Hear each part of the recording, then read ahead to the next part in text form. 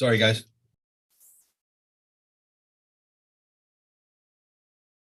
Hi, Ed. Hi, Greg. How are you guys doing today? Very well. How are you all doing? All right. Okay. Good evening. Good evening. Sorry, I was reloading. On my caffeine.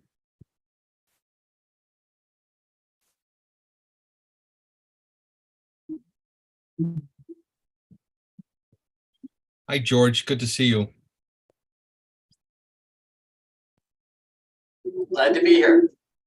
I missed you the other evening. You were doing a presentation on something the other evening and I got tied up. I forgot what it was. It was something about the new housing plan and the zoning on that. I forgot who was doing it, friends or someone, and I forgot what it was. I signed up and I couldn't get there, and I was sorry to. If it was the Friends one, it's recorded somewhere. Yeah. At least I've been told. Do you know the one I'm talking about? Maybe I don't know. There was two that I did recently, both about the 12 FAR cap. That was the one. Dwelling law. Yeah. One was for Friends a month ago, and one was for CB4 yesterday.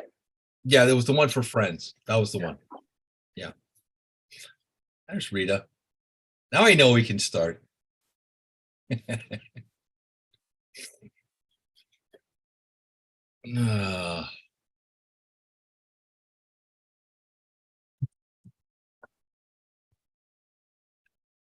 There's Rebecca.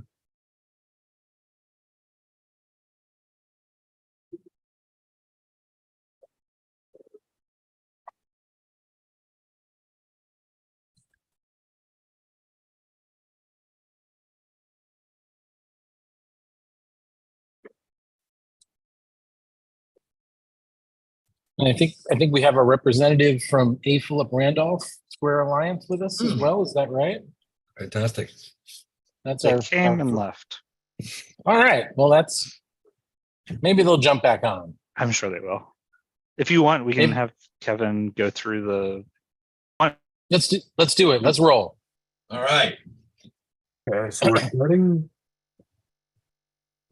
Okay, welcome everyone. If this is your first time joining us, everyone will remain muted throughout the meeting except for the committee co-chairs, Greg, Ed, and Rebecca, and the presenters. Following the presentation, the co-chairs will call on members of the public wishing to speak. You can participate by going to the reactions icon, pressing raise hand, not the wave or thumbs up. Only press it once. If you press it a second time, your hand will go back down. If you are on the phone, it is *9 to raise hand and *6 to unmute. Be on the lookout for a prompt asking you to confirm unmuting once the co-chairs call on you. If you have an older version of Zoom, you will need to go to the participants section where you will find the raise hand feature there. Please do not raise your actual hand or wave at the screen because we may not be able to see you. Chat me, I'm here for support. Thank you. Nicely done. Well played, sir. On behalf of on behalf of the co-chairs, good evening. Ed is here. Rebecca's in transit, but she's on with us. We have two items. There she is. There she is. We're thinking of you, wishing you well, safe travels. Thank you. No speeding. And no speeding. Yeah, don't get pulled over on the way. It's great to see everybody. You know, we changed our meeting schedule, and because of the meeting schedule change, we're seeing each other less frequently. But I think our issues, our co-chair focus and our co-chair issues, the housing conversation has only amplified in this city. And I think on behalf of the co-chairs, we're excited about what the future holds. And we've got two significant presentations to cover this evening. Ed, anything you want to say before we jump on board? No, just nice to see everybody. Still looking forward to seeing everybody in person soon. Fingers crossed. And always nice to see everybody's smiling face. This is a busy week for us. I think we're going to see a lot of each other this week. Busy at the board. Tonight, tomorrow, and maybe Thursday. That's right. That's right. A trifecta. That's right. That's right. Well, that's what it's all about, CB8. So we want to start off with the statewide right to counsel conversation. And I believe we have a representative from A. Philip Randolph Square that's going to lead that piece. And then once we wrap that, we'll switch over to planning expert George James with us this evening as we tackle the housing conversation, affordable housing conversation in New York City. There's lots of big things here on the horizon and everywhere in between. So George, we look forward to hearing from you. But on that note, is the representative from 8 Philip Randolph Square available to jump in and talk to us about the statewide right to counsel conversation?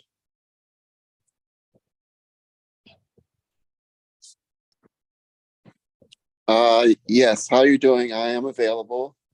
Great. I do. Okay, I'm sort of in the faculty office trying to multitask. I have another obligation at 7. The chair's pulled me into a book launch that I'm obligated to attend. So I want to share my screen, or does anyone, the staff, have the actual presentation that was shared? I only have I think the documents that were shared with us, which we can put in the chat. And I shared that with you, Kevin, if you want to put that in there, if it's. Okay, so if I you could want to share the my screen, feel free. screen, Yeah. Okay, let's see.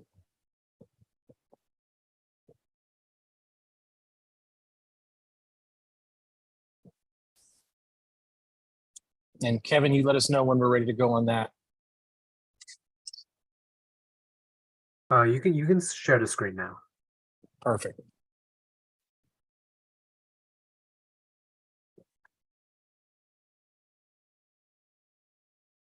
Let's see.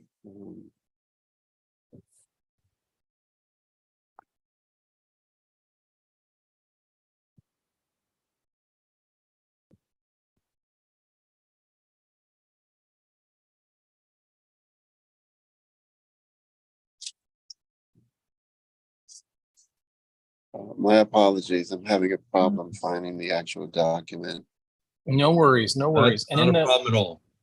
and Kevin, there's an email with a couple of documents. If you can put those in the chat, those would be great. The right to the right to counsel. I think it's 3 Got it. different documents. If you put those in the chat, it'd be great. You know, I might have them. Do you want me to share my screen? I have.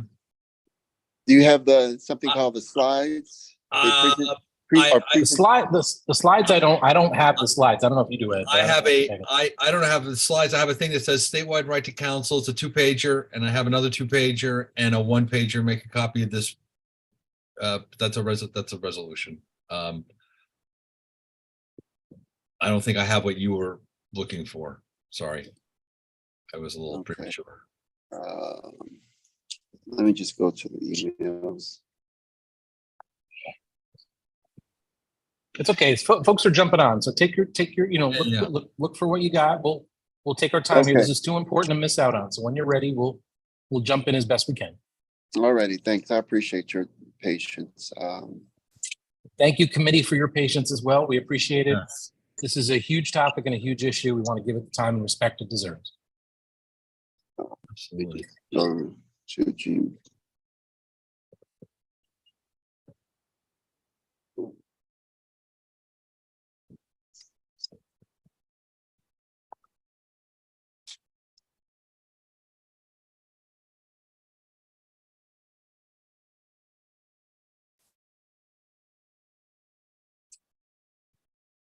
All right, I posted the 3 documents on the website. Fantastic. Beautiful. Thank you so much. So Well done. those of you jumping on now, feel free to take a peek at the chat. Yes. Right to counsel is the topic to lead us off.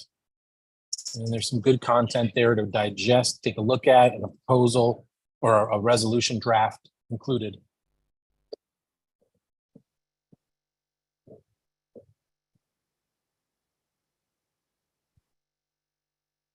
Let's see here.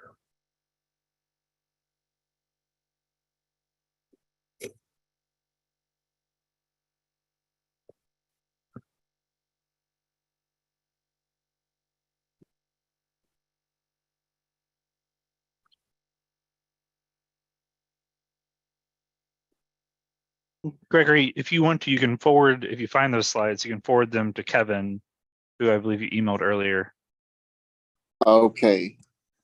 and he can share his screen if you're having problems sharing your screen. Yeah, I can send him something called the script, and right in the script is a link for Beautiful. the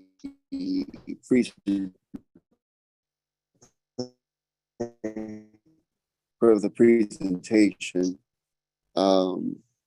Is that woo at CB5M.com? CB8M, CB8M.com. Sorry, CB8M.com.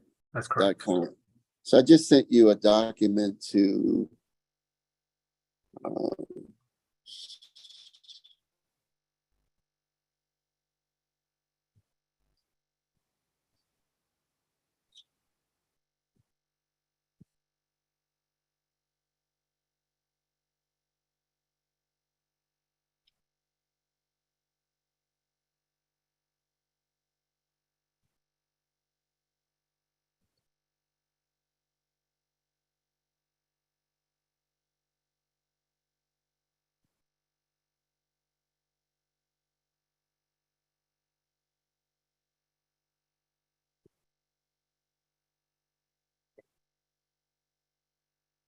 Let's see. Okay, I got it. There we go. Kevin's got it. Things are in motion. Right. Will, thanks for jumping in on that too. Nicely done.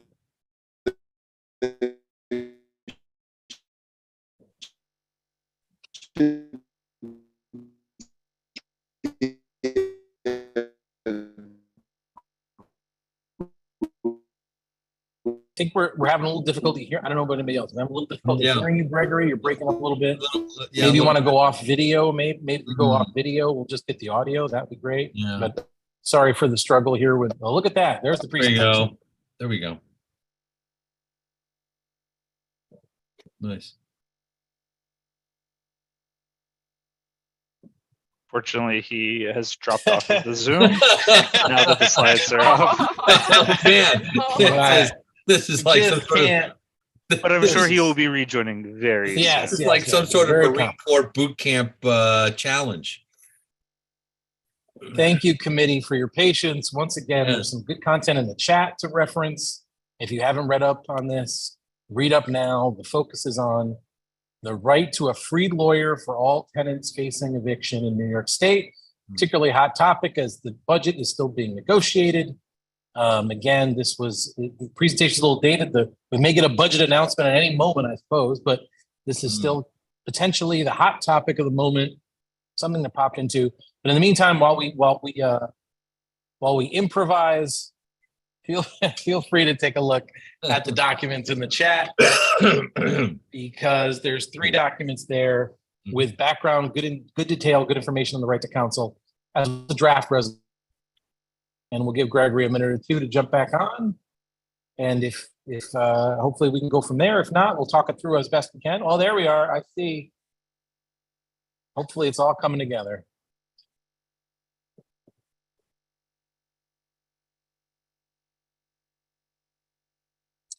And like Greg said, this is very timely for budget negotiations. Actually, the housing compact and housing policies are being discussed today. So it's very much so at the front of mind. So it's great timing to have this presentation. Good.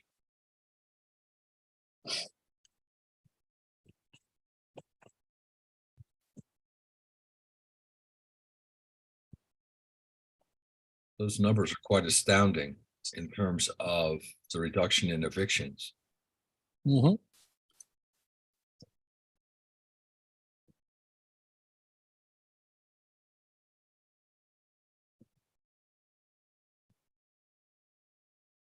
And I see Gregory He's popping up on back. He screen. just needs to unmute. That's all. Just go ahead and Gregory, if you're there and you hear us, unmute yourself. And the floor is yours. We're keeping our fingers crossed. There it is.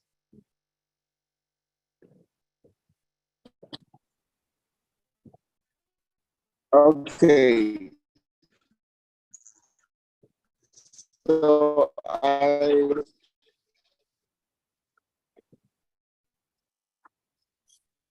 okay, so let me just this is what I call the momentum of technology. Not enough time to explain that. But let me just do a brief introduction. I'm the president and founder. I don't know if anybody else, but I lost Greg. Yeah, Greg coming in and out a little bit. We were so close. And then we've lost you again on the audio. You're bouncing in and out a little bit.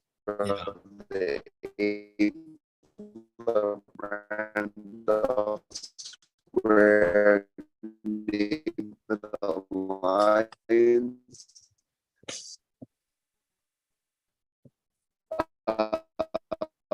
We are a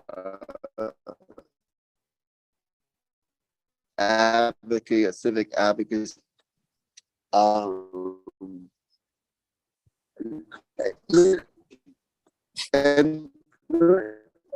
let me just say, one of the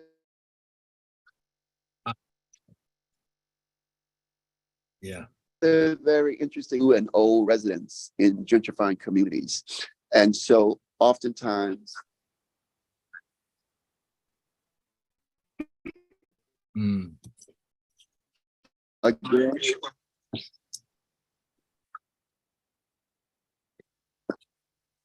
Greg, we have moments of supreme clarity with you, and then we lose you. So we get one sentence every 3 or 4 sentences, but we're so close. Yeah.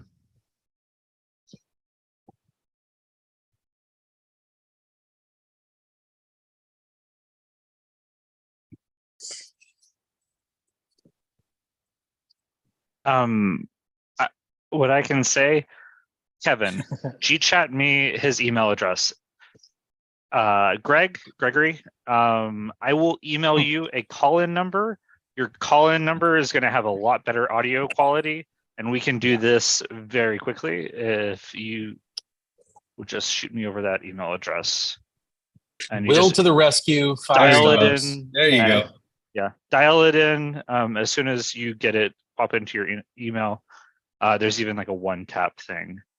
Kevin, just G-chat me his email address. Bless your heart, Will. Thank you for jumping Nice. in. Kevin, the two of you are really angels. Thank you very much for this. Let's hopefully we can get this connection. In the meantime, I see Rita Popper's hand is up. If no objection, Ed, why don't we jump in? Rita, do you have a question, thought, reaction? Jump right in.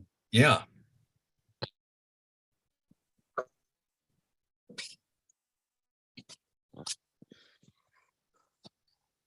Hold on. Oh, no. No. Read it. You have to unmute on your screen. We haven't heard a single thing you said. I thought that tenants always had the right to cancel. Is this something new? Yes and no. Yeah, I think- Not to Yeah, spoil the Yeah, yes and no. So in the city council passed a bill a couple years ago that implemented city right to counsel for tenants, meaning that publicly subsidized lawyer would be offered to them because sometimes securing legal representation can be cost prohibitive for many New Yorkers. And this bill now in Albany would expand upon that statewide to ensure that tenants outside of New York City and in other forms of housing would be able to have representation, and that cost wouldn't have to determine their ability to. Thank you. Very Thank nice. you, Rebecca.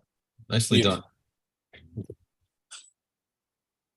I appreciate you jumping in there. I Yeah. couldn't quite keep it together.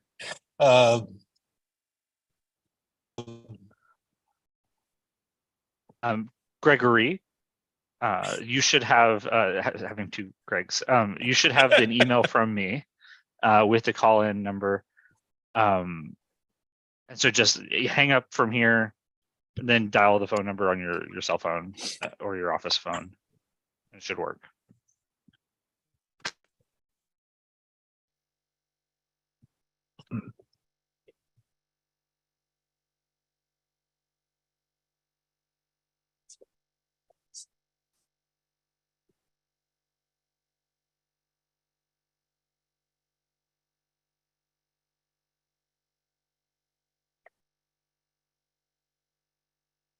I see a hand is up. Ed, do we want to do, Ed, you want Sure. questions to Bill? Bill, do you want to jump in? Yeah, Bill, please jump in.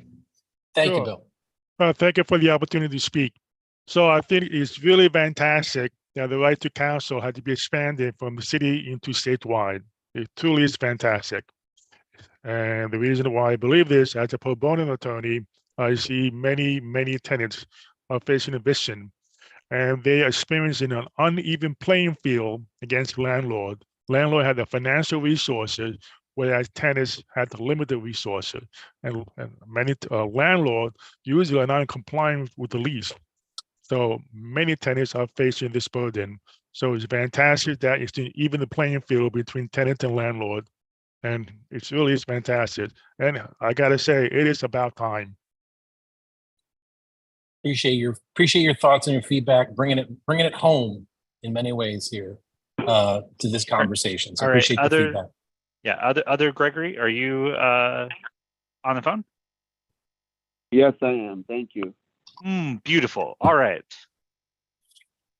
Okay, great. So thank you very much for inviting us to come and speak about this critical issue.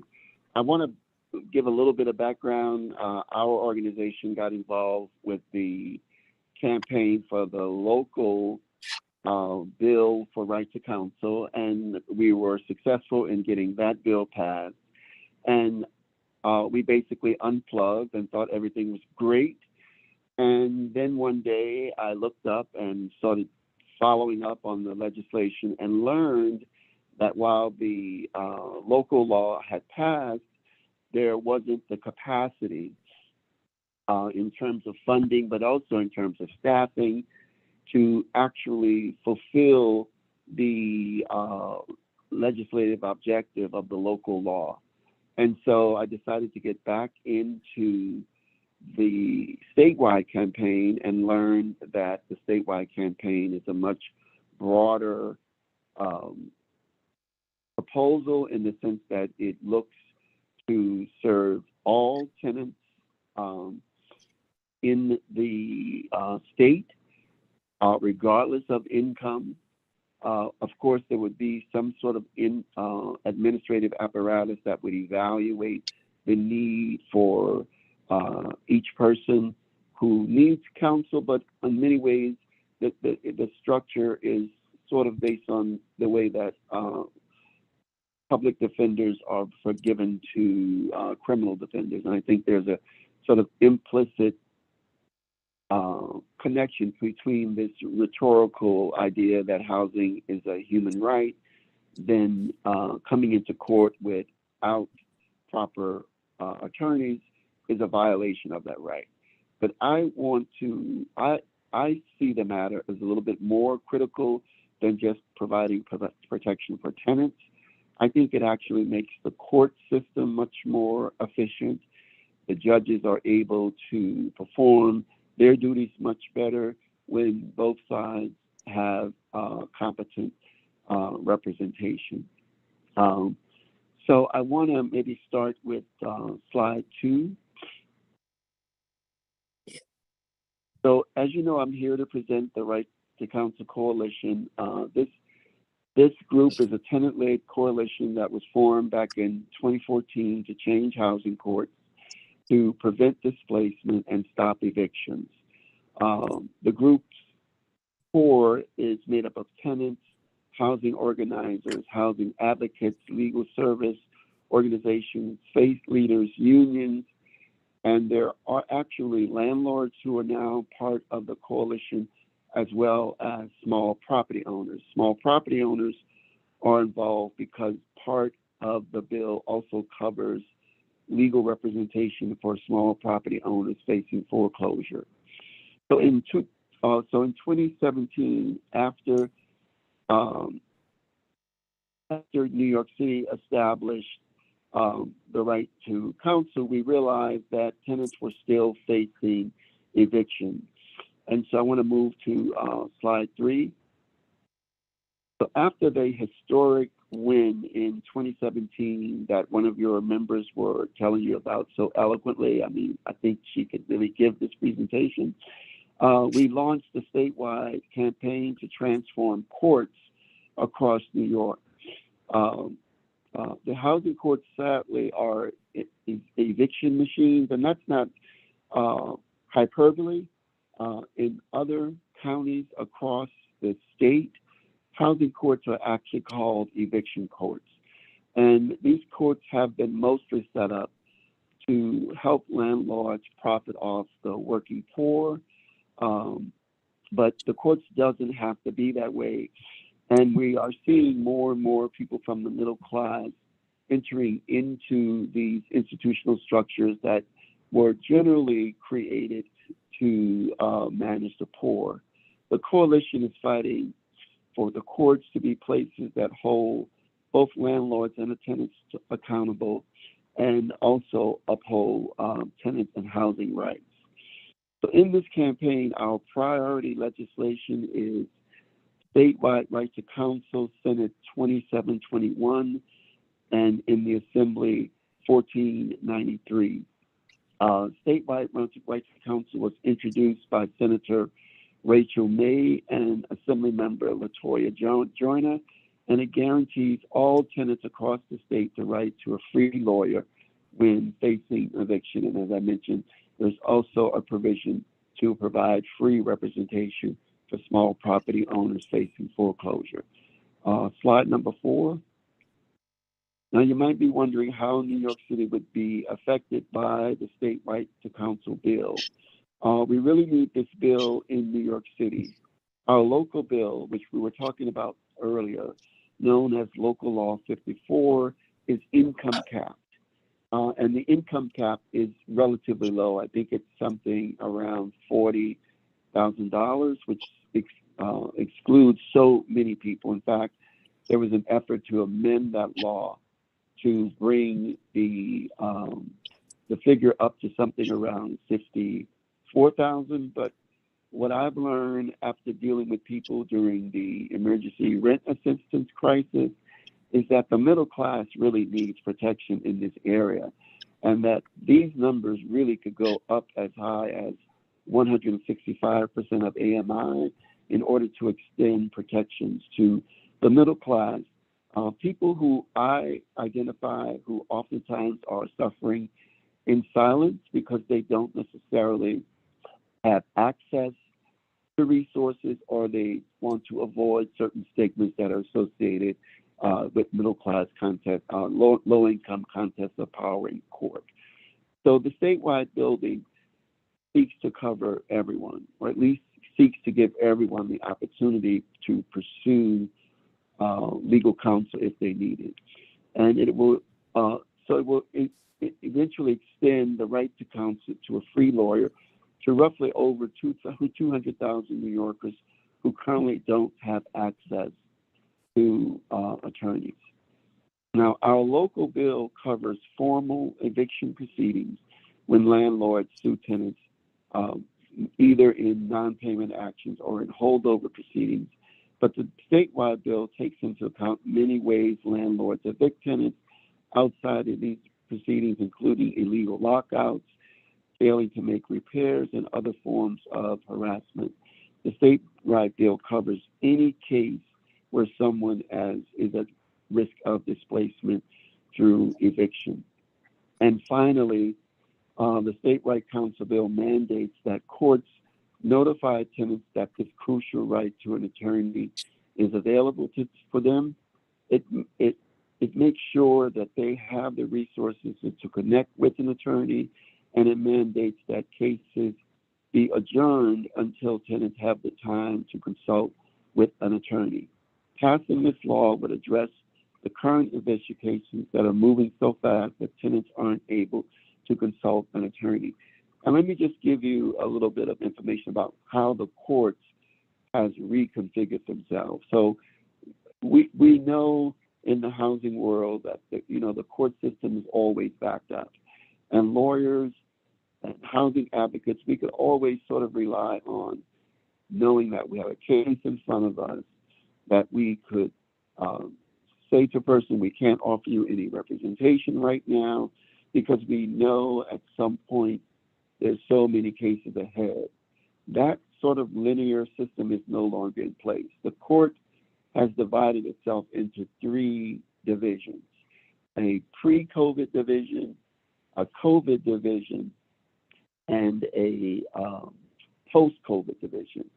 And each of these parts or divisions are seeing cases simultaneously. So there's no longer the instance where somebody coming in today can be told that they may not be sent to trial for 6 months because their cases are now moving in tandem along with the cases that happened that were on the books before COVID, as well as those cases that happened during COVID, which in fact should all be excluded because most of the any rent arrears that happened during COVID, based on the Safe Harbor Act, should not be brought before the courts. But if you don't have an attorney, you may not know that, and it's not really up to the judge to tell tenants how to win their cases. So slide 5. So New Yorkers across the state need this bill because we are in a rent, eviction, and homelessness crisis. Nearly 160,000 active cases are currently on the books. And I don't know if you guys read that article that just came out last week. I think it was in City Limits or Gotham, where the administrative judges removed a lot of old cases from the system. So that actually reduced the number of active evictions, but it's a false statistics because those cases will be brought back into the system, but it was a way of shifting the data at a crucial time during budget negotiations. 92,000 New Yorkers are currently experiencing housing, and the majority of cases initiated by landlords, and almost all landlords have lawyers in eviction cases, while most tenants do not. And let me just say, my experience is that tenants with lawyers win cases. Tenants without lawyers are on a hope and a prayer that the judge will help them along the way. That is to say, use judicial discretion in an exaggerated manner in order to see justice. And nearly 1 in 4 New York City families with kids under 18 have faced evictions in 2022 alone. Families with children under 18 account for nearly half of all attempted evictions, while making up only 20% of the New York City households. Section 8 is the good news, but I think what I will do is stop here and, in the interest of time, take some questions. Floor is open for questions. Feel free to raise your hand. We can jump in. I see Bill's hand is up. Yeah. I'm sorry, Ed, you want to hold on one second? Ed, Quickly show my Ed, go ahead. my ignorance in terms of housing court, and just I will say, as an attorney and someone who litigates, I as a trained attorney, scared to death to walk into housing court because it is like Gregory. It's just, it's so different, right? If you could just tell us a little bit, because I've always found it to be a little different. But my real question is, how soon after you've missed your rent can a landlord, can they move for eviction after 1 month of arrears, or is it like 2 months or 3? How quickly can landlords move to evict? That was the question I really wanted to. I don't think there's a law that stops the landlord from moving for eviction. I think that the court officers and judges can tell landlords that they think this is a bit early. We did have a tenant who was actually 1 month late during COVID, and he immediately was brought to court, but he was a inclusionary zoning tenant in a market rate luxury development. So there was an effort to get that person out as soon as possible. So I think that I don't think it's in their interest to bring cases early. The tendency is usually after 3 to 6 months, landlord would generally start to bring cases forward. Okay, thank you. Sorry, And Bill. let me just say, you know, as Yes. an attorney, you know, even people like myself who is, you know, well informed about this world. I'm not necessarily an attorney, but I've been dealing with housing and housing advocacy for a while. But going before the court, it's like being in a foreign language, you know, and Right. the imbalance, you know, and the truth of the matter is, there was a very interesting incident we had recently where we were asking the judge for an adjournment and for a right to counsel tenant. And the judge was trying to find every reason and was trying to, you know, tell us how the law worked. And so the judge said, okay, well, is this a good date? And our response to the judge was, well, Judge, we need more time because we don't know what we're doing. Wrong response, right? The real response is you go to your calendar and you say, I'm out of town or I have other obligations. And the attorney understood that we were confused, that empathy would be the way to accomplish our goal, when in fact all we had to do was say we had a scheduling conflict, and that would have given the judge all she needed. When you don't understand how that system works, it's a very dangerous place to be, especially when your housing is at stake. I echo that. I done some work litigation where you're against opponents who have no attorneys. It is just not a fair. It's not a fair fight, so to speak, in terms of advocacy. It just doesn't. To your point. Anyway, Bill, please, didn't mean to interrupt. Yes, I have a couple of questions. At what point in time when someone can retain counsel? The moment that the tenant receive a 14-day notice, the moment he got served, or the moment he will be appear in court? To be honest with you, I think the way the legal service providers are working is that, you know, unless you have, you know, a case that will somehow be used to address policy, or you have committed a considerable amount of time to the housing and tenant movement. Basically, those are the types of cases that get immediate attention. For people coming in with no relationships built up, they're usually on their own through the pre-trial phase. And they're basically getting advice on how to adjourn cases. And it's not until you're basically facing eviction that then the legal service providers will jump in because of the capacity issue. Now, ideally, if you had attorneys at the very beginning, sometimes you could get these cases dismissed with prejudice, but there just isn't the capacity to deal with a lot of pre-trial cases unless there's something very appealing about the case or there's some type of professional obligation to the person who needs the help. I see. So let's assume that the tenant was evicted through the landlord's self-help eviction. And usually tenants are not quite sure what the resource and avenue he or she or they need to pursue. But typically they will call the police and the police come in, so we can't get involved, landlord tenant. How will the tenant know what other resources are out there for them that they can retain counsel? Well, I mean, there is there has been a kind of media blitz around the right to counsel issue. I'm not sure that there is substantial budget to do the types of advocacy to get the word out. I think that's why statewide right to counsel is needed, because the city hasn't put up the amount of money needed to run the program in the most effective way.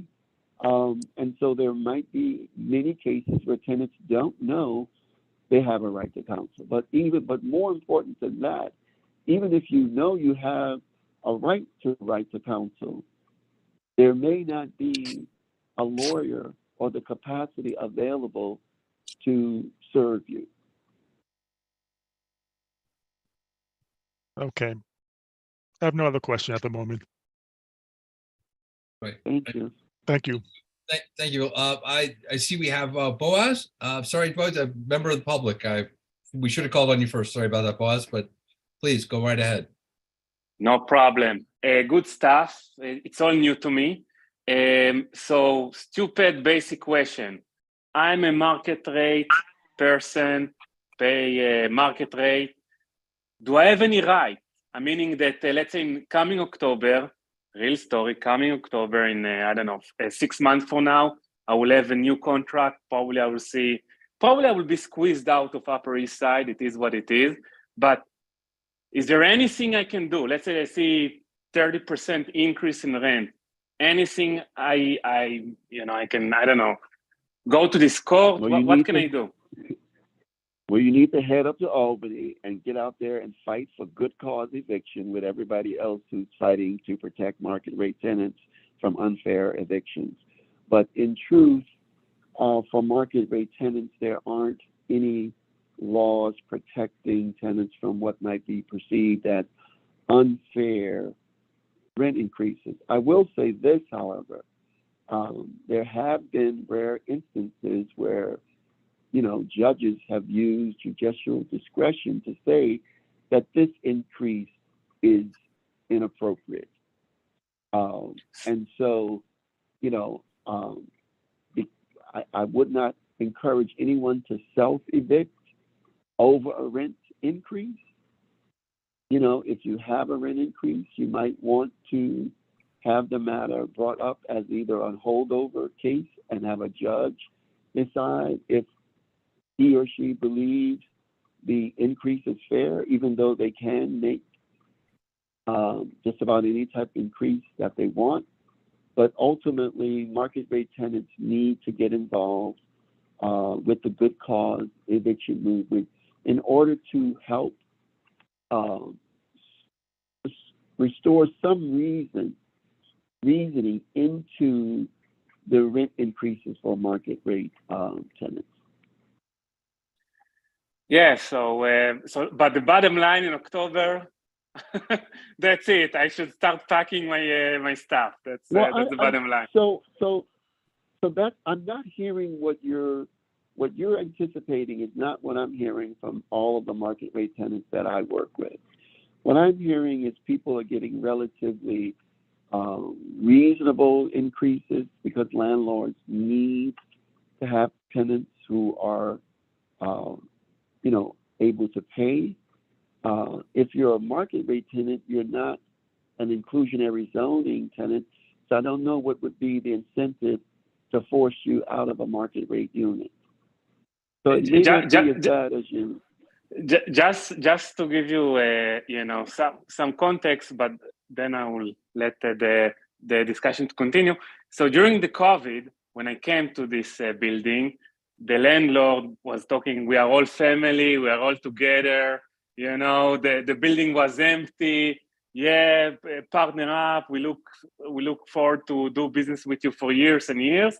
After the COVID, boom, they are not talking with me anymore. It's only letters, it's if you have any questions, something, send the email, no one is answers. It is what it is, it's business, it's the stock market. I mean, it's not, you don't work with people, you work with companies. They don't have, it is what it is. But thank you. I mean, yeah, that is, I will support. That is true. And I will, agree that during COVID, landlords were willing to have lots of negotiations and some even reduced rent at the time. So your market rate, but like I said, I don't see outrageous increases happening to market. Finger crossed. Yeah. Okay. Thank you very much. I certainly would not self-evict. I would not self-evict.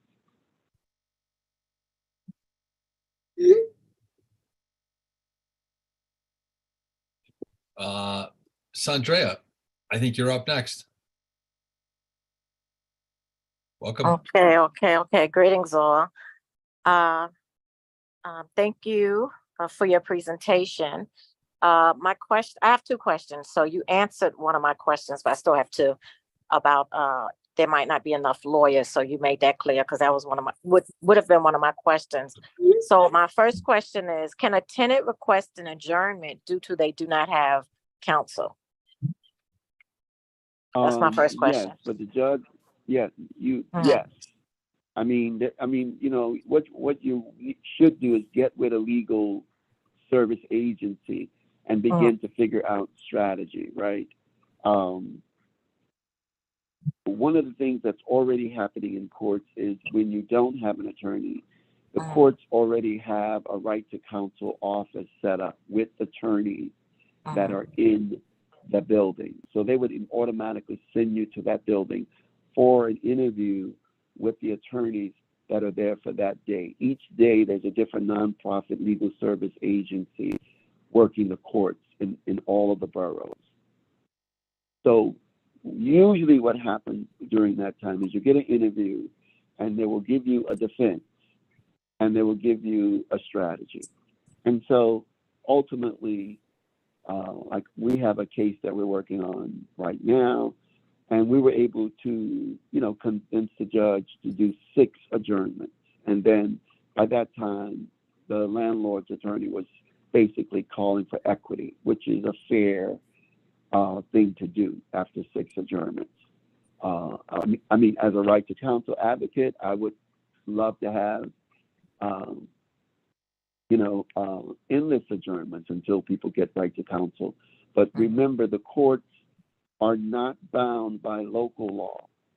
And so even though there's a local law saying you should have a right to counsel, the courts are bound by state law. And that's why the state law is important, because the courts can look to a respondent and say, we're not breaking any laws that govern our behavior. Okay. So you can get any number of adjournments. It really depends on the empathy and the politics of the judge, and also the attitude of the opposition. Because ultimately, keep in mind, the opposition is getting paid while the adjournments are going on too. So they don't necessarily have a vested interest in a speedy trial either. What you can do, though, is, you know, if you've run out of adjournments and you know the judge is about to send you to trial, you just say, listen, I would like to call for a motion of discovery, which means you're asking the court to tell the other side to reveal all of their evidence against you. You're not a lawyer. You're not going to be able to figure out what to do with discovery, but it's a form of adjournment that gives the judge, now you have maybe a month now to go and find legal help, and maybe going to legal service provider. Now saying, I'm at discovery, they might be willing to jump in. Like I said, it's not until the wolf is at the ear that the legal service provider is able to step in. So you've got to be patient and courageous in this process. Okay.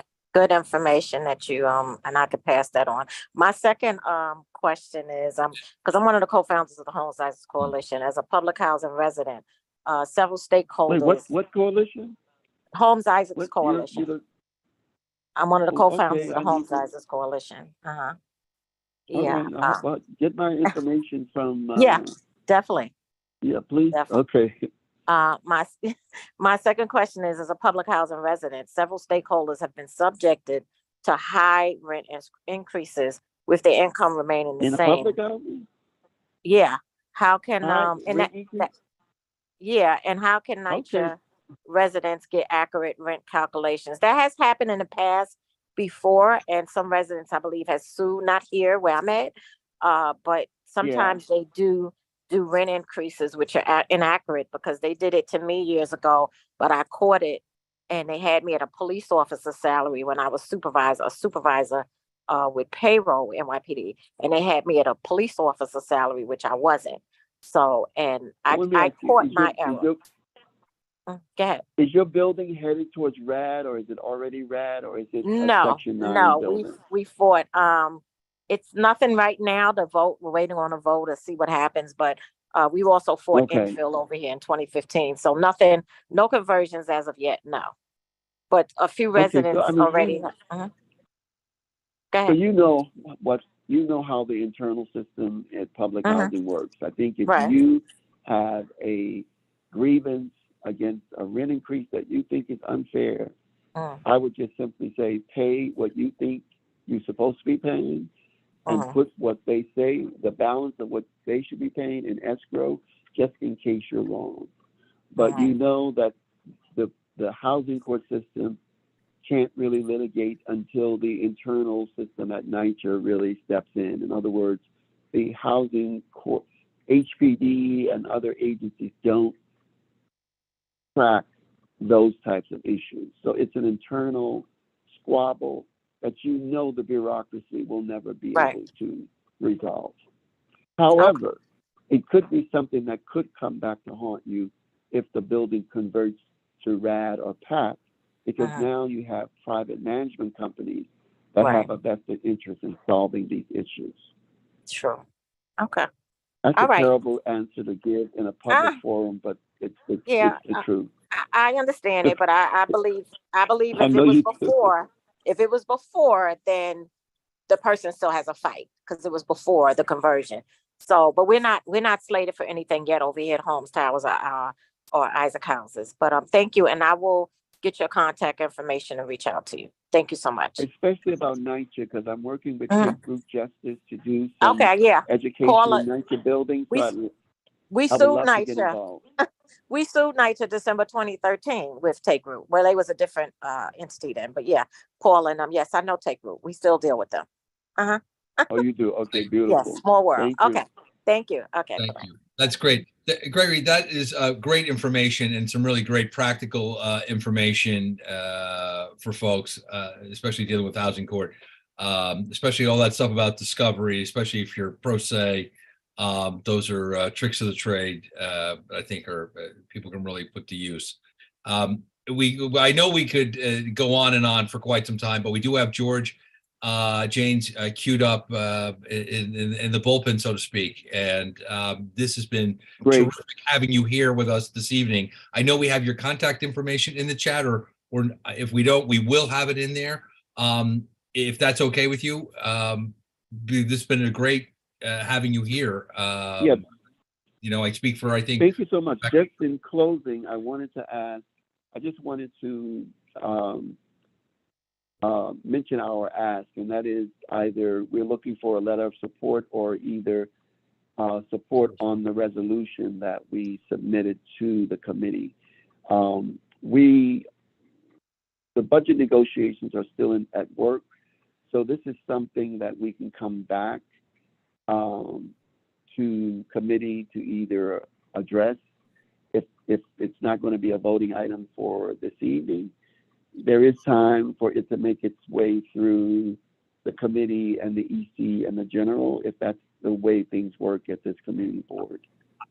I see Rita's hand up, and I'm not a mind reader, but I'm going to play one for a second. I have a feeling she might be making a motion to do just that. So Rita, I think you're not unmuted yet, but if I'm reading your lips, I think it's your. I'm making a motion to support the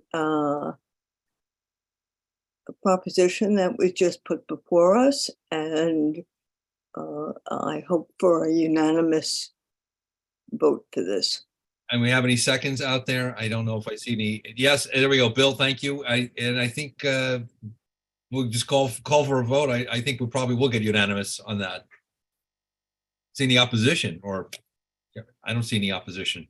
I think we can put it down as unanimous. Well, thank you so much. I know that you know, we're not allowed to speak during the business section, so I will just simply say thank you so much for all of your time and interest. And so many people on this call already are aware of these issues, and to hear professionals in this community have empathy for the plight of people in housing court is a very inspiring and encouraging thing to have happen this evening. So I just want to thank all of you for your support, and I want to wish you all have a great evening and a great meeting. So thank you very much. I think Before we move on, Ed, just for the video record, so that when you guys are writing your minutes later, the three co-chairs are here: Bill, Rita, Sandrea, and Marco Tamayo. Thank you. Thank you, Will. I was just going to say, for all of us, I think I can say right back at you, Gregory, and it was great having you here. And anytime you want to come back, we'd love to hear from you, because this is a great, important issue. So, Greg, Well, I'll definitely be back. Absolutely worth the wait. Thank you very much. You knocked it out of the park. Thanks so much. Yeah. Thank you George, so much. Appreciate you guys. Good night. Thank you. Yep. George, it's going to be a tough act to follow, but I think you're up to the task. So, Greg, I'll turn it over to you to pick up the second half of the agenda. Yeah, let me just thank George for his patience first and foremost. Yes. We're excited that George is with us. A planning expert, George James, has joined us this evening. He's been engaged in a conversation with the co-chairs about all of the different conversations happening, both locally and beyond, about affordable housing, zoning. There's some text amendments coming to light. There's lots sort of bubbling. And I feel like at this point, George, the best thing to do is to turn it over to you and put us on to what we need to know and think about as we get ready for all that's ahead in relation to housing items in the city. Great. I'm very happy to do that. Thank you, George. Okay. Floor is yours. Thank you. Let me pop this up. Okay. All right. So I'm going to start by talking about the text amendments, because the text amendments are a big deal, and they are going to be coming your way very, very soon. And then I'm going to loop into what they cover and how it relates to housing, and also what they don't cover, and some of the things you may want to be thinking of specifically for your own community district. Okay, so what is a text amendment? A text amendment is essentially exactly what it sounds like. Zoning is a 4,000-page document that controls development in the city, and a text amendment is simply crossing off parts of it and adding other parts to it. It's not easy work. Zoning is very dense and difficult to read. And sometimes zoning text amendments comes in chunks of hundreds of pages. If anybody was here for zoning for quality and affordability, that was 500 pages of zoning text. And I expect each of these three major text amendments to have hundreds of pages of text. So the three of them are zoning for carbon neutrality, which will start ULURP next week. It'll be referred out next week, and so you'll be seeing that very soon. Zoning for economic opportunity, which will happen toward the end of the year, and then zoning for housing opportunity, which will happen in probably the first half of 2024. And it's been different this time around. Very often, we don't see these things before they get certified and or referred out. But the city has been doing things differently this time around. And the idea is they knew these are big things. And so they've had public information sessions in October. There have been presentations to the Planning Commission, and there have been really detailed presentations that just happened last month. And you're going to be getting some on zoning for carbon neutrality soon. But the first and the third will impact housing, and that's what we're going to focus in on. And the city has said it wants input early in the process before ULURP starts. And so it's wonderful to be here, especially to talk about zoning for housing opportunity, because that's still a year away. Okay, so zoning for carbon neutrality, there's only really a few things in it that will deal with housing, and I'll just focus on those things. But it's generally broken up into these three broad categories. And the ones that I'll deal with, number one, it's really, while there are many changes that are going to happen, the ones we're going to see the most in the city are going to relate to solar panels, because right now solar panels are limited in how they can be deployed on buildings and limited in a number of ways. Right now, like solar canopies can only occupy a small area, and essentially they want to allow solar everywhere to cover the entire rooftop, to cover permitted obstructions. to actually hang over the edges of buildings. So you have a setback from the street, you set back and then go up. You can actually put your solar panel over the setback, or at least that's what's been proposed thus far. This is a proposal in East Harlem that's following those rules. Most of the solar will be accessory, which means that the power is going to serve the buildings on the same zoning lot. And the accessory uses, we have accessory parking, we have all kinds of accessory uses. And so most of it will be accessory, and accessory solar is good. And it's a housing issue because it lowers utility costs and thus lowers the cost of housing on the lot. But another major change that they're talking about would be allowing commercial solar, which is non-accessory solar, which is sold to the power company and not used on the zoning lot. That would be permitted everywhere as of right. Right now, it can only go into commercial or manufacturing zones, but the idea is that you would put this everywhere. Residential zones, you could put it anywhere and everywhere as of right. So, but as I was saying, most solar we see is accessory, right? These are accessory units or accessory systems that serve the lot. But the problem from a city planning viewpoint is that accessory can lead to undersized systems, like what you see here. These rooftops aren't covered with solar. Because what happens with accessory systems, you can put excess power back into the grid, but you only get a credit. You don't get money back for it. And so very often you size your system to what you need and no bigger. And the difference between accessory and commercial is mostly about who benefits, right? The accessory system, you have your solar panel here, it generates power, it goes to this inverter, and it goes to your home. And if you have excess power, it can go to the meter and then go to the grid. In a commercial system, and that benefits the tenants, right? It's powering your building behind the meter. You don't need the power company for that. In the commercial system, you have your solar panels, goes to the inverter, goes to the electric grid, and then you're still paying for the power company for your electricity. And the reason this is important is that these commercial systems, like if you have a landlord, they can put solar panels all over their building as of right, even in a residential district, and the tenants can see no benefit from that. And that to me is a problem, and it's a problem with the way the zoning is designed. And so if you're a housing advocate, you want the accessory systems, you don't want the commercial systems, whenever that's possible.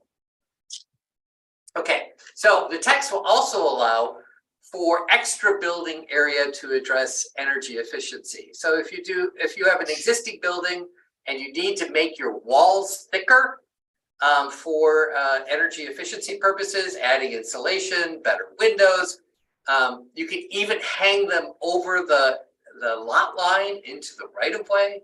And that extra floor area you're adding to the exterior of your buildings that will be exempted. And also they're looking to allow for passive house buildings to receive a 5% FAR bonus. But you're going to be seeing the detail of this, and you're going to be seeing the text of this next week, I'm told, is when it will be referred out. All right, so let me move to zoning for housing opportunity, which will be the largest of these three text amendments, and will be the last to come in a year's time. So the major things are increasing density for buildings with affordable housing, reduces or removes the minimum unit size. It will make it easier to convert office, hotels, and other non-residential buildings into residences. And there's going to be a ton of changes in the outer boroughs, having to do with accessory dwelling units, parking regulations, and a lot of these outer borough regulations, which I think have been a long time coming, they're just not going to impact Community District 8, and I'm not going to talk about them today. So I'm going to focus really on the things that will impact this community district. All right, so on the first one, let me go a step back and talk about how we currently use zoning for affordable housing. So there are these three major zoning tools for affordable housing in the zoning resolution right now. One is mandatory inclusionary housing, two is inclusionary housing, and three is affordable independent residences for seniors, or AIRS. The first two can only be used when there's a zoning change, which limits their use, right? So you have to change zoning to have MIH or inclusionary housing. But AIRS, affordable independent residences for seniors, that requires no rezoning. You can do that in most higher density zoning districts. And it allows for a larger building without a rezoning if a portion qualified as an affordable portion of the units are qualified for affordable independent residences for seniors. It's an optional program. You don't have to do it. So it can happen anywhere in higher density districts. Okay, so the idea of what they want to do with zoning for housing opportunity would be to apply AIRS concept to all buildings with a minimum amount of affordable housing at the developer's option. So not mandatory, but it would apply everywhere R6 and higher. So the bonus would be available without the rezonings, which is a huge, it relieves a huge impediment, right? Because rezoning is hard. And if you can only get affordable housing with rezoning, that means affordable housing will be hard. And if you do a revised AIRS, meaning AIRS that applies to everything, it could replace new large-scale MIH rezonings, which have been hard to actually implement.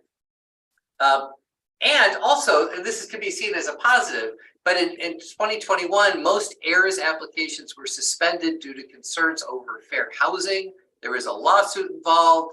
And also they had very high AMI levels for seniors at 80%. And so the idea, I think, is to essentially fix the AIRS program by applying it to everybody. But there are some issues with it, like the AIRS bonuses, the FAR bonuses you get if you are an AIRS building are not even across zoning districts. So some zoning districts, like in R7, you can get like a 40% increase for an AIRS building, but others, like in R8B, you get nothing, or other districts you get single-digit increases in terms of bonuses. It's not clear how these bonuses were developed. I know that the R7 is essentially a holdover legacy program from before AIRS was even developed. So I think the modified AIRS is a good program, but it would still be optional, and it wouldn't necessarily be a great fit for this community district because of the existing zoning that's in place right now. So as I said, R8B currently gets no AIRS bonus. And so if they were simply to expand the existing program for everyone, that means that all the R8Bs would be ineligible. Also, in this community district, the special districts that cover 5th, Madison, and Park, there's no bonuses available there. And that includes AIRS, that includes the R10 program. It's that whole area is exempt from bonuses. Also, the R10 zoning, which we find on most of the avenues, 3rd, 2nd, 1st, or R10 equivalent, they can use AIRS, but often, they just use the traditional R10 affordable housing bonus, which usually is better for developers. This building on East 86th Street used the R10 program, not AIRS, to provide affordable housing. But still, affordable housing without rezonings will likely yield more affordable housing. Okay, so that's the big thing, and there are a lot of details I think that still got to get worked out on that, but it has a lot of promise, I think.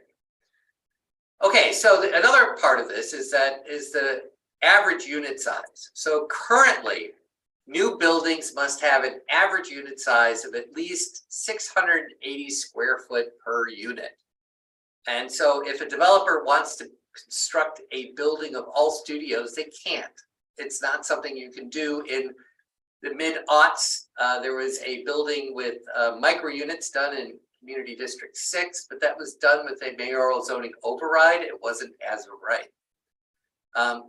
So the way zoning works is that if you want small units, you have to have larger units so that you have a balance of at least 680 square feet per unit. And zoning for housing opportunity is looking to lower or remove the requirement.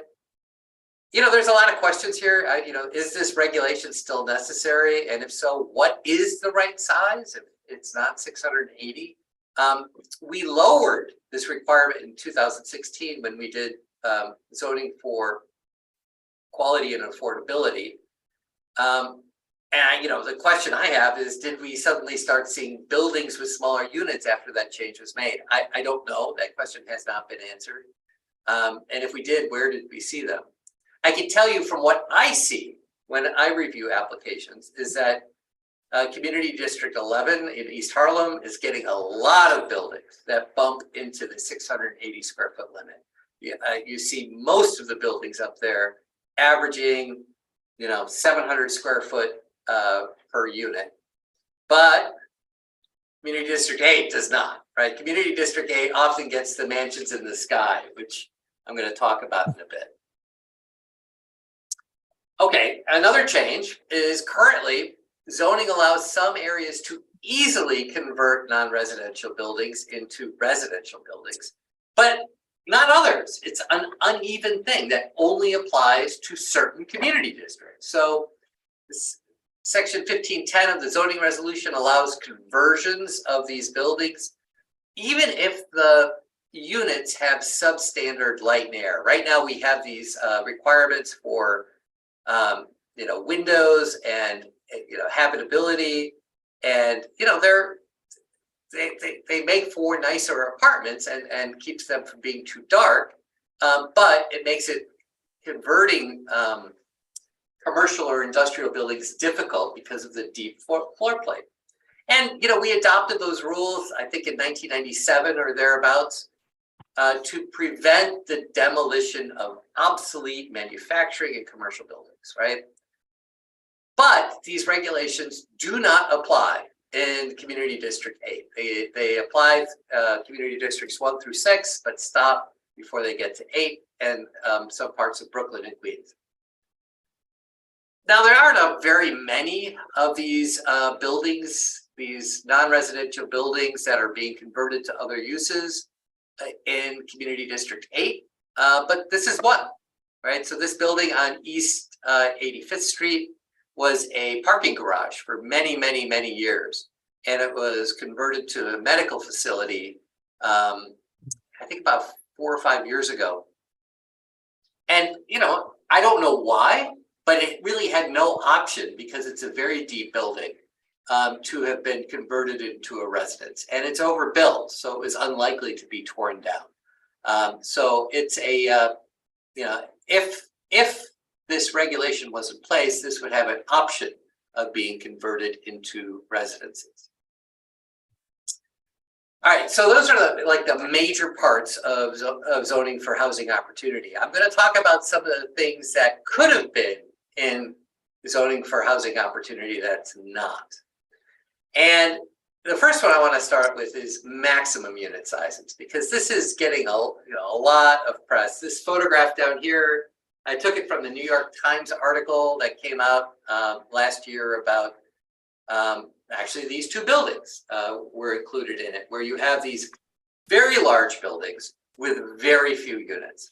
The building, this is the south side of 86th Street between Madison and Park. This building, which is 210 feet tall, has 14 units. They average just under 4,000 square feet per unit. This building, 1161 Madison Avenue on the corner of Madison and 86th Street, has 11 units. It averages 5,300 square foot per unit. It has a quadplex. The quadplex is, I had never heard that expression before, but it is a apartment that spans 4 floors. The top 4 floors are all in the same unit. But you know, those are the big new construction buildings, but we're actually also seeing a lot of losses in the blocks between, well, let's say Madison and 5th Avenue, or let's say between Park and 5th Avenue. Anything close to Central Park, you're seeing conversions like this. So this is a tenement that used to have 9 units, and it is being converted into a single family home as we speak. This block, I actually looked at this block. This block lost close to 40% of its units over a period of 2 generations. And it's all been due to conversions into either larger units or conversions into single family homes. And so this one building, which used to be 9 units, is going to be converted into a single family home of 6,600 square feet. This could be addressed with zoning.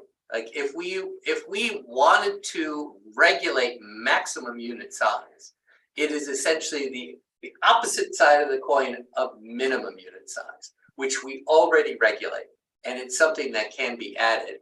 However, after having discussions with folks, there's no interest at DCP in adding a maximum unit size regulation, even though they recognize that housing loss in this community district is a problem. This is from a DCP online publication that they came up with, showing net change in housing units between 2010 and 2020. And you see here, Community District 8, anything gold is an area that lost housing units. And so you have a net housing unit loss in Community District 8. And you know, this has been going on for years. I did the same map years ago between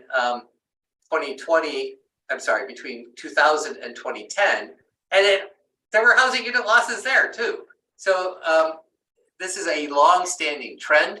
It's, you know, and I will say it's often in response to good things happening in the neighborhood. You know, you have more families that have been staying in the neighborhood and raising their children here. And if you're raising your children here, you end up with more units being combined into family-sized units, which very often the area was lacking.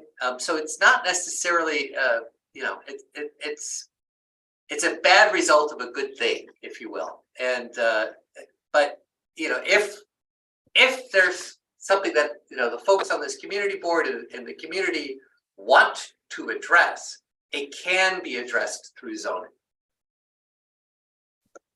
There will also be nothing that will address tower in the park infill. So I know Greg recognizes the image on the right, which is the Holmes Tower 2018 proposal, where a 500 foot tower was proposed on the campus of Holmes. But just to the north, in 2013, there were similar proposals at Washington Houses and Carver Houses in East Harlem. The height factor zoning, many of them are NYCHA, most of them are NYCHA, let's say, but many of them are not.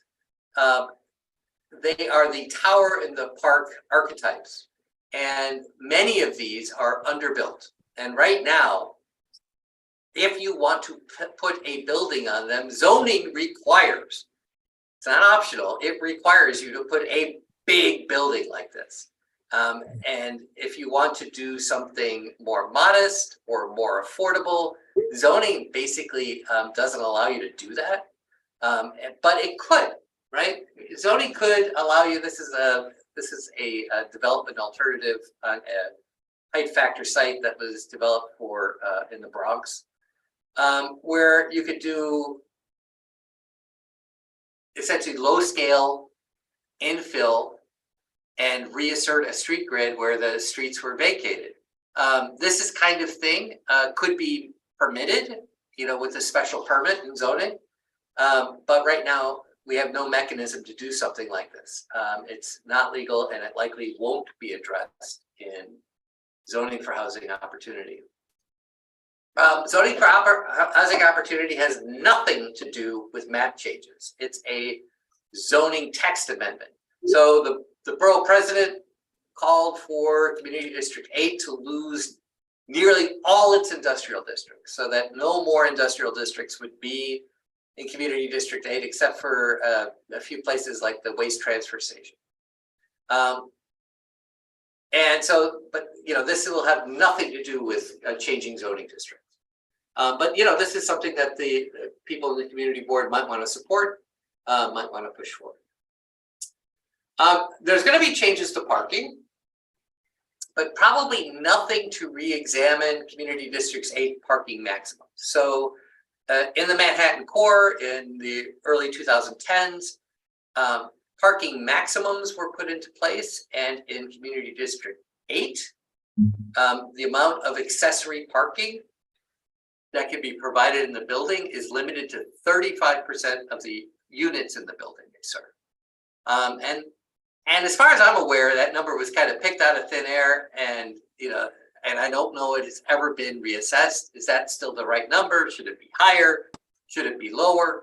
Whenever we're touching the zoning text in something like this, which we only do once every few years, it's a good idea to revisit things like this, right? Right now, what I've been seeing is that even small buildings on side streets are putting in parking garages. So this is on East 82nd Street, a brand new building. It put in a parking garage for 6 units. There's a maximum that it could do. But here is a parking garage right here, curb cut, 6 parking spaces. 6 parking spaces in this garage.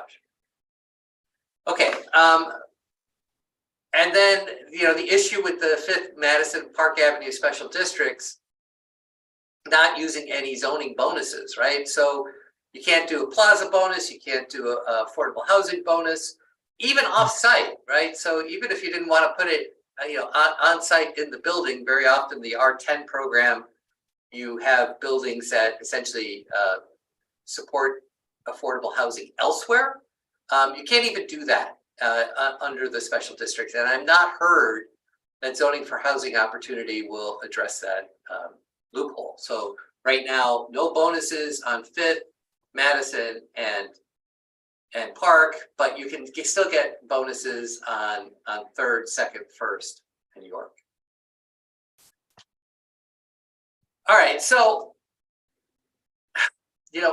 I think you should make yourself heard. If you have input, if you have thoughts on what you want to see in your community district, you should make yourself heard early and often, especially on housing issues. Do not wait until you learn. Do not wait until the cake is baked to give your comments. You want to give your comments early in the process when you're more likely to be able to influence it.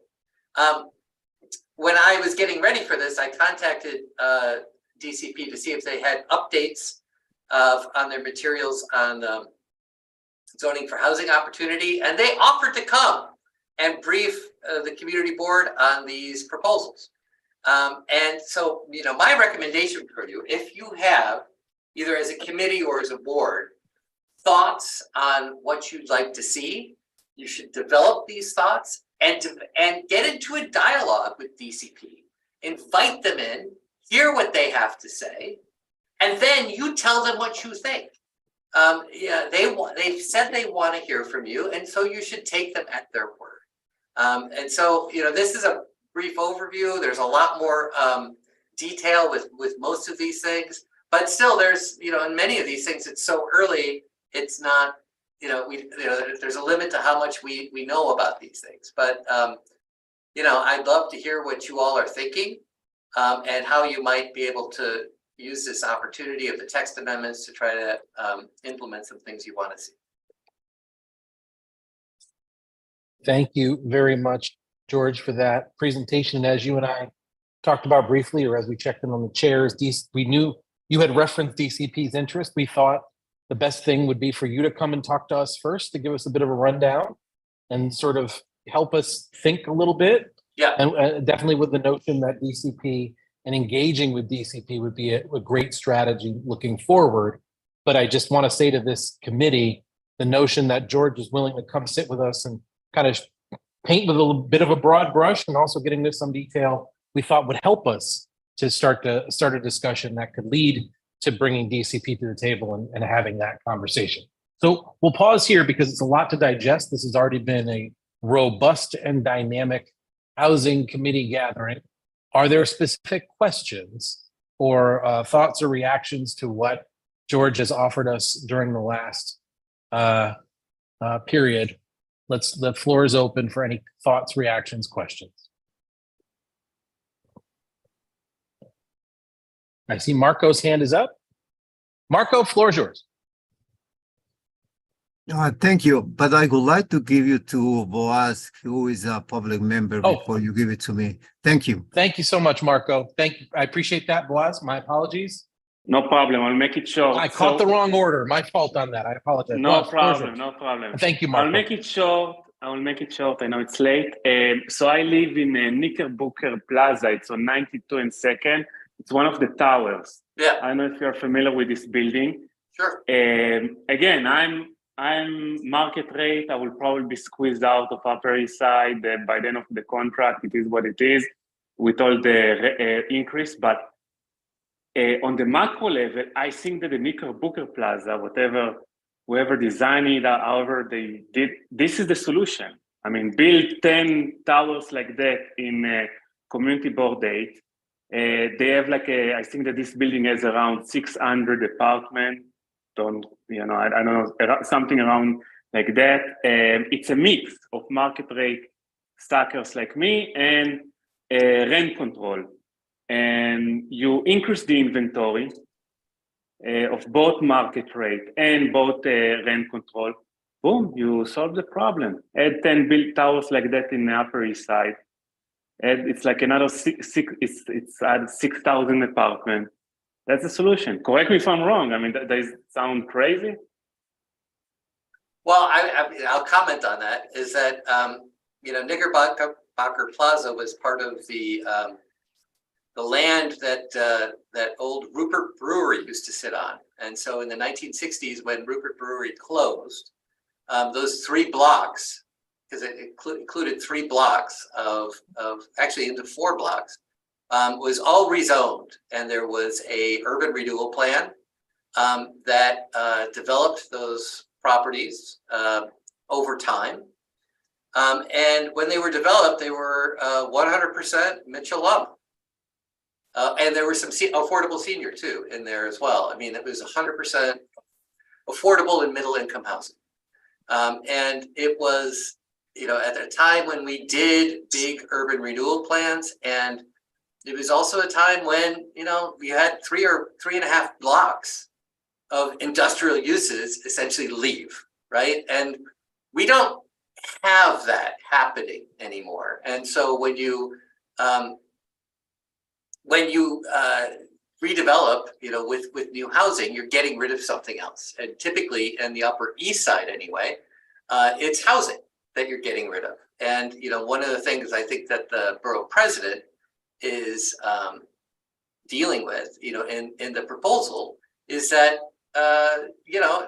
those are the industrial areas that have very little housing now.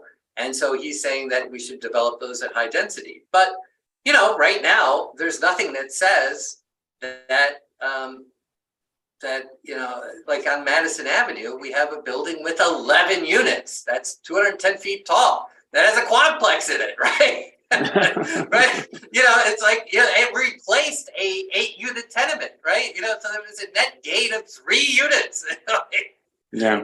And so, there are, I think there's a lot of, there's something to be said about what you're saying, but, I also, there's another side of this is that, and this is something that I've never really heard answered. I don't know the answer to, is you have supply and demand. If you build more, then costs will come down. And I'm like, well, what's the demand side of that equation? right? We live in a global city where, like how many people in the world want to live in New York City? A lot. Like, how many Too people many. in the world want to live in the Manhattan core, right? And so if you develop a supply and demand equation with a real demand part of that equation, I don't know what that is, but I know it's a very, very large number that actually could never be satisfied through a straight building approach. And so, I think that's why regulation is really important, because regulation will get you affordability if you do it right. And so anyways, that's my thoughts on that. Good point. Thank you very much.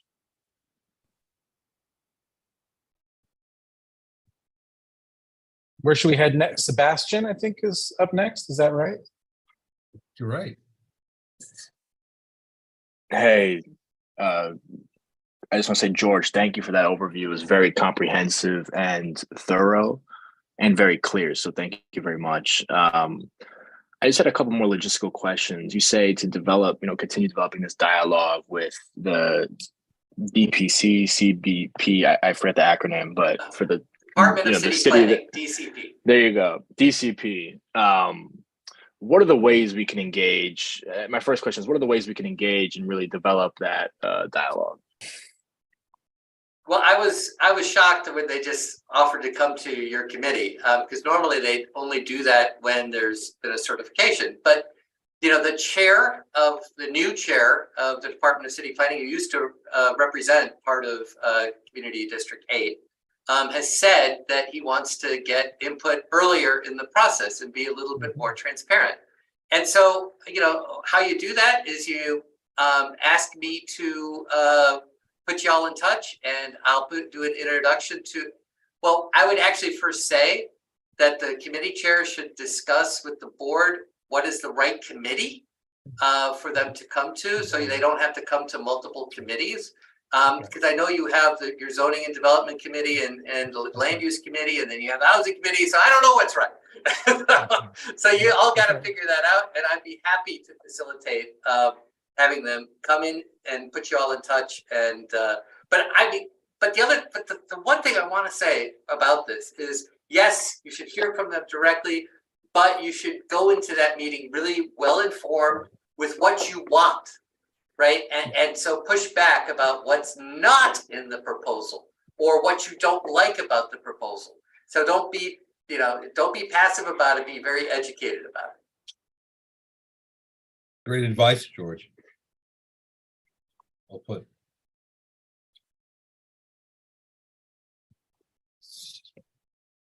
I think we've got the public taken care of. I think we'll switch to members now at this point. And Marco, you were teed up first. Thank you. I don't want to comment against what he presented to us, but I'm going to comment what city planning is saying. City planning is wrong, especially in sustainability. So their poor ideas, they resolve with solar panels. Solar panels is very expensive. You don't save money, because if somebody buy solar panels, they will understand how expensive it is. So yes, you have free energy, but you pay a lot of money in the system, especially in batteries. So at the end of the day, you save a couple of dollars. So that's not the answer in sustainability. The answer in sustainability is really to reduce the loads of the buildings. When you reduce the loads of the building, then you resolve the problems of the energy. Then a couple of solar panels, then you resolve and you become a net zero buildings. And that, I think, is the goal for 2050. So basically, the city planning is wrong, completely wrong. They don't understand what are they doing. They think that they have to keep increasing solar panels, and then coming the issue of the batteries. The batteries they don't want to put it now in the cellar. That's usually they recommend. Now they see everywhere this poor quality of batteries. They create a serious fire hazard in many buildings. People has been dying. That probably will create that potential in the roofs. So it's a fire hazard what they propose. The solution is very poor from the point of view of sustainability. They increase to have more increase in the width of the facades to go to the cladding, basically. Yes, but they put glass. Again, wrong. They don't even understand what are you saying. You want to have good things, and they propose wrong things. So in sustainability is zero.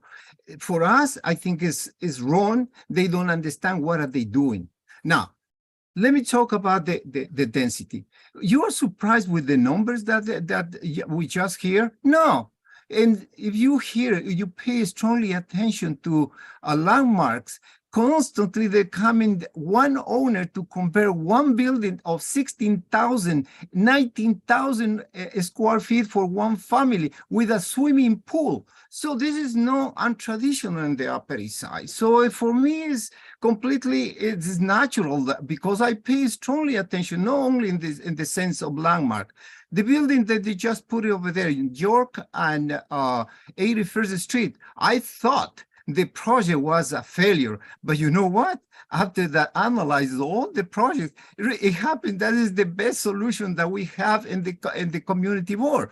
This building, they came to us and we rejected the proposal because they demolished 32 affordable units and they built 33. So the net income was 1, and that is we reject. But at the end of the day, we find out that's the best solution because if we compare with the other developments, they don't give nothing to us. They come in with these guys, they're coming to remove the easement in 83rd and 72nd Street. They give you free, and they demolish 62 affordable units. So the issue is, first of all, we have to think what we, in reality, as a community, what we believe.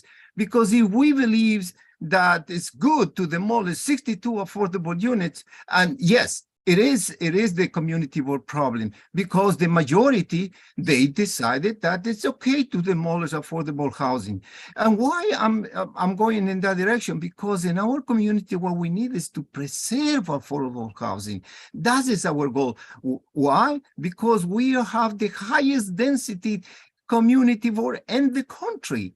So our goal now is coming the discussion of density. Density should be analyzed from that point of view, but at the same time in the preservation of affordable housing, because yes, we can increase density, yes, but we can increase population, and we have an overdeveloped community. If you pay attention to the train number Q, and you see it's already crowded.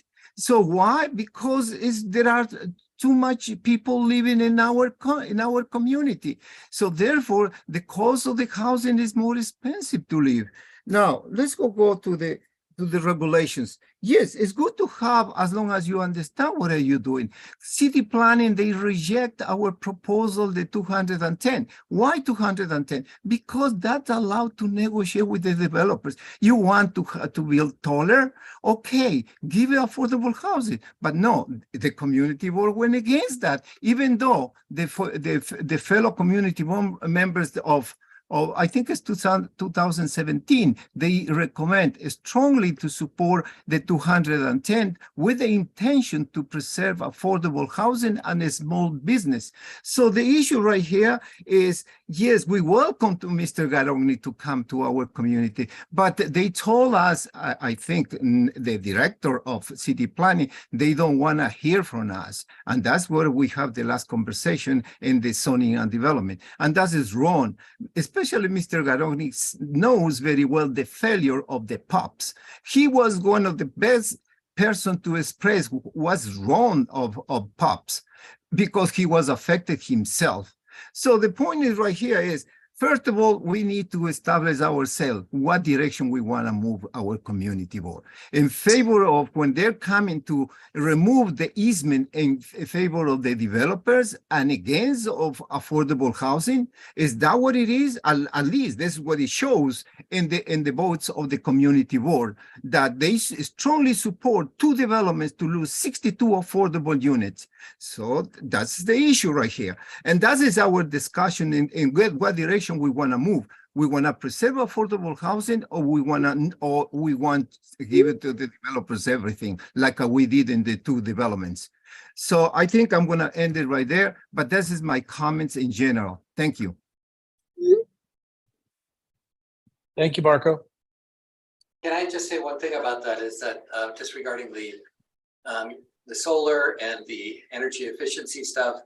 Again, next week, you're going to be getting the zoning text on it. And that one is much further along than the housing. And so I hope this community board submits substantial comments and substantial and meaningful comments when you get that text. Thank you, George. Thanks, George. Thanks, Marco, for the thoughts. Thank you, Marco. Marco, for sharing the thoughts. Rito's up next. Yes. I vote Marco for president. Seriously, Marco, you did everything. But I will tell you something. Last night I'm up for reappointment, so I did the interview, and the interview is totally different. No secrets. You break out into groups, and then you prioritize the what schools or sanitation or whatever. 100% in the group that I was in, which was a group of all the entire thing, was affordable housing. Now we keep saying affordable for who? For now, I've decided that it's not affordable housing anymore. It is, what is your AMI? Take a 20-block radius and give me the average of the AMI, because that will mean that there's somebody there that can afford to live in the building that is being put up. As far as zoning goes, I still haven't recovered from the blood center with zoning. So zoning is what somebody feels like at a certain moment in a day. I read all the books, and then I go and say, oh, no, if this is an R8P, can't have it, and you have it. So, George, thank you for trying to shed some light on it. We need to talk about AMI as affordable to that young man, Boaz, who lives in my building. There are 577 apartments in the building. We had 100,000 affordable apartments in New York City. And what happened is that the developers who bought into it, they wouldn't go for 50 years. They wouldn't go for 35 years. They only went for 20 and 25 years. So it's the developers who run the city. And we always seem to have a mayor who is so much loves developers. But we have to keep fighting for affordable housing. We have to keep fighting for a reasonable AMI. I'm not good with numbers, especially if they don't belong to me. But these I memorized because I was taken back.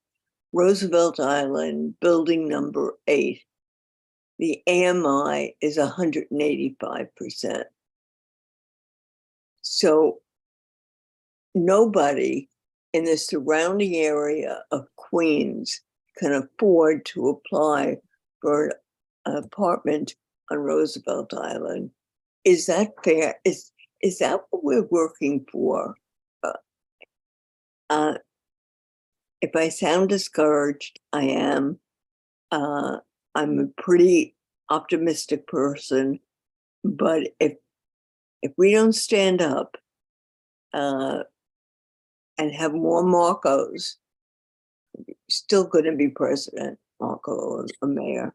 But if we don't have more people that we listen to, I think we're in trouble. George, before you jump in, Rita, I'm with you. I did my interview last week too, and housing was the #1 for everybody. I even said, and we were talking about AMI. So we must have been on the same wavelength down there in the borough president's office. You see, nobody was interested in schools. Yeah, nobody was interested as #1. Number one to everybody in the group was housing. Everyone, yeah, and mine too. We had 70 people, and it was all housing, all across the borough, every community. All housing. Yeah, #1 was yesterday. So when are we going to listen to the people? We vote. When are we going to listen to the people? I don't know. Thank you. I needed to vent. Thank you.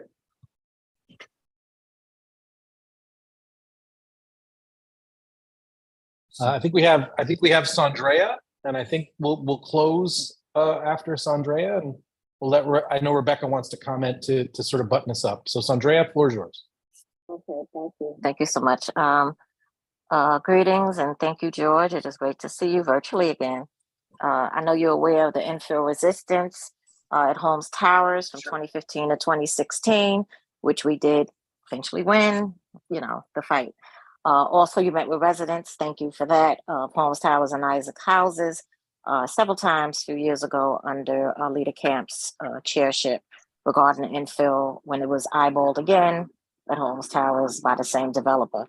The City Council Speaker, Adrian Adams, has floated the idea of infill on NYCHA campuses on March 8th, 2023 at her State of the City address. One of her comments that I do recall on the news from her, and I loathed it, was the fact that she said NYCHA is land rich. The Homes Isaac Coalition, which I'm a co-founder of, had a discussion this month, because at our monthly meetings regarding infill. So we're going to keep that on the agenda to keep people abreast just in case it comes back to us or wherever in the city.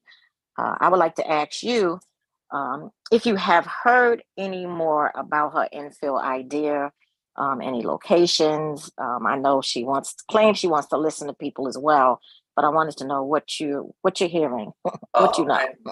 So yeah, I'm not so politically connected to know what Adrian Adams' plans are.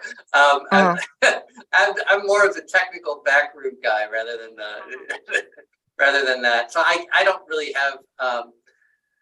have much to say about that. Other than currently, other than I will volunteer, is that people have been talking about this for more than a generation,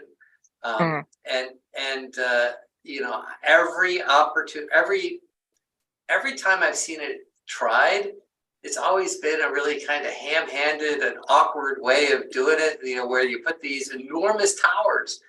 And it's really, they do that because of zoning. Zoning actually requires it.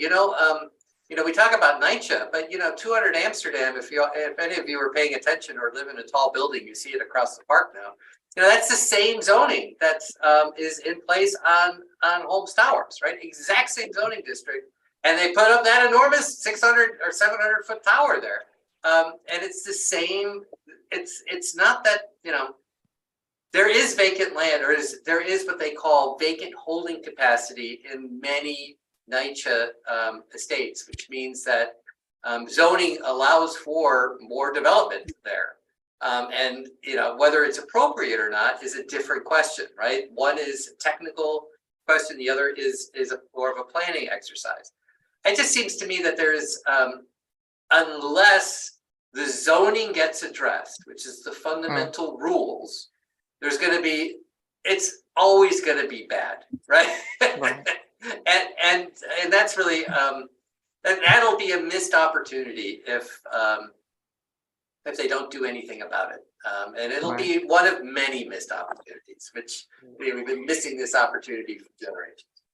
Yeah, the former mayor was actually, as you recall, going to bypass the ULA process. So that's what even made it worse. So we just hoping that, wherever it goes in the city, because, I advocate citywide. So, I mean, the way I would do it would be, I would develop a special permit that would allow for certain waivers, but a special permit has to go through ULURP. And so that means you have elected officials involved, you have the community involved. And ultimately, you know, if the elected officials involved and they don't like it, well, then it doesn't go anywhere. And I think that's, you know, the kind of thing that you need. You need to have, you know, somebody with a veto power over it. And you know, that's the way I would do it. But, you know, again, what do I know? thank you. Thank you.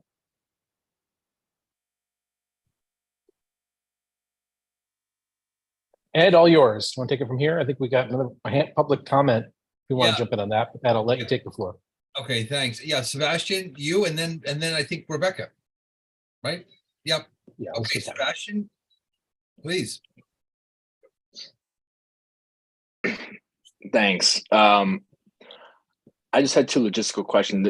This is my first meeting I've attended this kind. How often do we host these? Is the first part of the question. And number two, for the text amendments regarding the zoning for economic opportunity, are we planning to discuss that today, or is that for another time? I know it's in your slides. Well, I'm not prepared to talk about zoning for economic opportunity. No worries. Because it was focused on housing. That's why I, you know, and there's a lot to cover, so I didn't want to cover things. No, I understand. I was also very interested in that, but no worries. So that's great, Sebastian. We meet now about every 3 months. I think is our schedule. Our next meeting was April. I think our next one is it August or July, or are we on for July? I don't. Yeah, we moved to quarterly, and I don't know what the next one is. I don't have it up, but we moved to quarterly. But it might be true that meeting June more 1st. often. June 1st. Thank you, Will. Thank you. Thanks, Will. But again, because of the nature of the conversations going on, we may be compelled to call more frequent meetings, and I think that's something we should take seriously and consider. I think also, as pointed out during this conversation, how we intersect with land use and how we intersect with the zoning committee might also be beneficial. So maybe we don't need to add more meetings. Maybe we have to figure out how we fit into other committees, because we know time is sensitive and time is tight, but also we want to use time and opportunity the right way. So I think you'll hear more as a follow-up to tonight's conversation. And I think we need to figure out how we fit into some of the other committees. And again, George, thank you very much, by the way, for all of your time and support, hanging out with us. There's lots more to talk about. Rebecca, do you want to jump in? Yeah, really quick, George, thank you so much for this presentation and the offer to connect us with DCP, Greg, Ed. I think it's a great idea. We should touch base offline, maybe schedule a sooner meeting to have them come in, talk to us. We could give them some feedback because I think that's just going to be really important if we can shape things as we look at the text amendments and we look at zoning changes coming up to protect what we want and also have long-term vision, quite honestly, for the affordable housing needs in the neighborhood. And Rita, your comments about Mitchell-Lama and your housing complex brought to mind a new issue that's percolating up in Albany. Talks about a second Mitchell-Lama workforce housing development. So perhaps we get a presentation from that group down the line, thinking about large scale development, larger plots, things like that, and how one hand can hold the other in housing and workforce creation. Just as a reminder, significant takeaway, and Ed, then I'll pass it to you, but just to say this, as George pointed out, it's really important that we as a committee, as a council, don't wait on others. It's a valuable moment to be shaping the conversation, to drive the conversation, for this committee and this board to think about what it means to come to the table with ideas and focus points about what we think makes sense for this district. And I just want to emphasize and elevate that.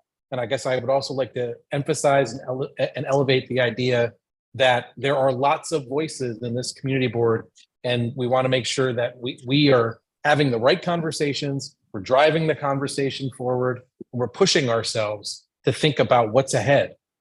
Because if we wait around, we know what we find lands on top of us. Ed, you want to button it up from here and we can pack it in for the night? Sure. Well, again, end where we began. Great to see everybody. Rebecca, glad you had safe travels. Sorry we didn't see your face, but we know reasons for that. You're on the road. Greg, everyone, Rita, members of the committee, Will, Kevin, Bill, great to see everyone. Look forward to seeing you at the next meeting. George, as always, a great presentation. All around, Gregory, at the beginning, a 1-2 punch, just terrific. And look forward to seeing everybody in June, if not before. And now the work begins. Call the meeting to close. Who's in favor? Yes. Let's wrap this one up. Oh, we'll see everybody tomorrow at the full